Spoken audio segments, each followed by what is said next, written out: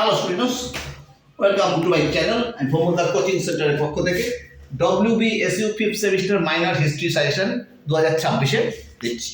দেখো, হিস্ট্রিতে 2 নম্বরের প্রশ্নগুলির মধ্যে পড়বে উপনিবেশবাদ কি, আফ্রিকান দাস কারা ছিলেন, কলম্বাস কে ছিলেন, ভাস্কো দা গামা কে ছিলেন, মার্টিন লুথার কে ছিলেন, ইরাসমাস কে ছিলেন, কেলভিন কে ছিলেন, জুইংলি কে ছিলেন, অ্যানা ব্যাপটিস্ট কারা ছিলেন, 1453 সালের তাৎপর্য লেখক, পেত্রাক কে ছিলেন, দান্তে কে ছিলেন, লিওনার্দো দা ভিঞ্চির ছবির তাৎপর্য লেখক, রাফায়েল কে, নবজাগরণের বৈশিষ্ট্য, মেকিয়াভেলি কে, আর কৃষ্ণ মিত্র ব্ল্যাক ডেথ কি। এবারটা পড়বে 2 নম্বরে।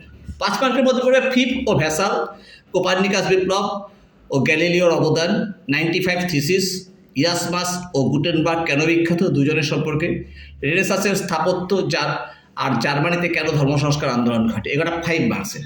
10 মার্কসের মধ্যে মাত্র দিচ্ছি 7টা প্রশ্ন, এগুলো প্রশ্ন পড়ে যাবে। বিজ্ঞান বিপ্লব কি, ইউরোপের ধর্মনিরপেক্ষ মানসিকতা গঠনে এটি কতটা সহায়ক হয়েছিল, আর মুদ্রণ বিপ্লব বা বাণিজ্য বিপ্লব সম্পর্কে লেখো, সামন্ততন্ত্রের উদ্ভব, পটভূমি ও পতনের কারণ, যখন পশ্চিম ইউরোপের সামন্ততন্ত্রের পতন হয় সে সময় পূর্ব ইউরোপে কেন তা বিকশিত হয়েছিল, ভেরি ভেরি ইম্পর্টেন্ট। ধর্ম সংস্কার আন্দোলনে মার্টিন লুথারের ভূমিকা লেখো, ভেরি ভেরি ইম্পর্টেন্ট। শিল্প বিপ্লব কি, শিল্প বিপ্লবের কারণ, ইংল্যান্ডে প্রথম শিল্প বিপ্লব হওয়ার কারণ কি, এটাও ভেরি ভেরি ইম্পর্টেন্ট। আর ইংল্যান্ডে এনক্লোজার ব্যবস্থা কি, কীভাবে এই ব্যবস্থা এক নতুন ধরনের কৃষি অর্থনীতির অবতারণা করেছিল।